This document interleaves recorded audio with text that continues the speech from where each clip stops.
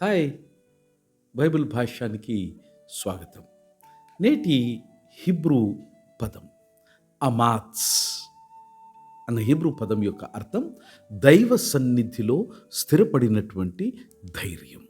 నేడు మనం పరిశీలించబోయేటువంటి హీబ్రూ పదం అమాత్స్. ఈ పదానికి ధైర్యంగా ఉండుట, దృఢ సంకల్పముతో నిలుచుట, స్థిరముగా ఉండుట, బలపరచబడుట అనేకమైనటువంటి అర్థాలు ఉన్నాయి. ఉత్పత్తి పరంగా అమాత్స్ అనేటువంటి క్రియ ధాతువు దృఢత్వాన్ని పొందడం, అంతర్గతంగా బలపరచబడడం, సంకల్పములో స్థిరపడడం అనేటువంటి భావాన్ని వ్యక్తపరుస్తుంది. ఇది మానవ స్వభావములో కలిగే సహజ సిద్ధమైన ధైర్యాన్ని సూచించదు.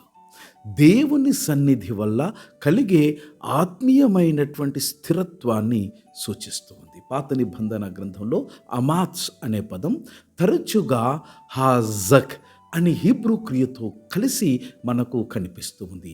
హాజక్ అంటే బలవంతుడవై ఉండు. అమాత్స్ అంటే ధైర్యంగా దృఢ సంకల్పముతో నిలుచు.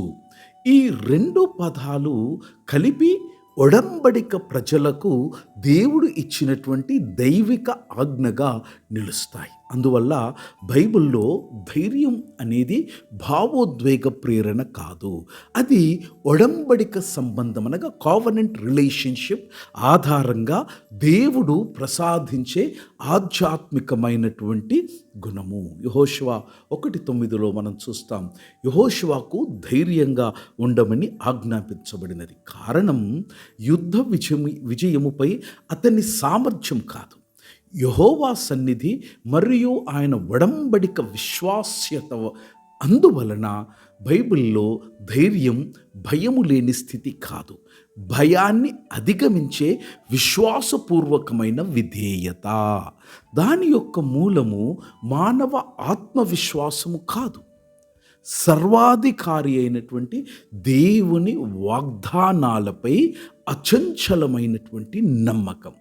వేదాంత పరంగా ఆమత్స్ మనకు బోధించేటువంటిది ఏమిటంటే, నిజమైన ధైర్యము దైవ సన్నిధి, ఒడంబడిక, విశ్వాస్యత మరియు విధేయ విశ్వాసము నుండి ఉద్భవిస్తుంది. అది భవిష్యత్తు తెలియకపోయినా ముందుకు సాగించేటువంటి ధైర్యం.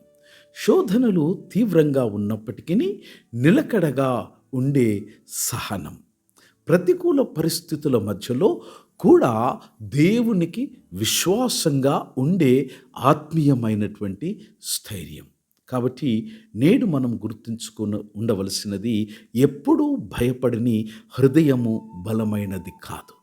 భయము ఉన్నప్పటికీ దేవుని సన్నిధిని విశ్వసించి విధేయతతో ముందుకు సాగే హృదయమే నిజమైన బలమైనటువంటి హృదయం. అందుచేత ఆమత్స్ అనగా ధైర్యంగా ఉండండి, స్థిరముగా నిలబడండి, విశ్వాసముతో ముందుకు నడవండి.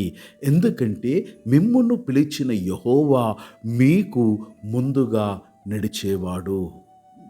షెపర్డ్స్ వాయిస్ విన్నందుకు ధన్యవాదాలు. God bless.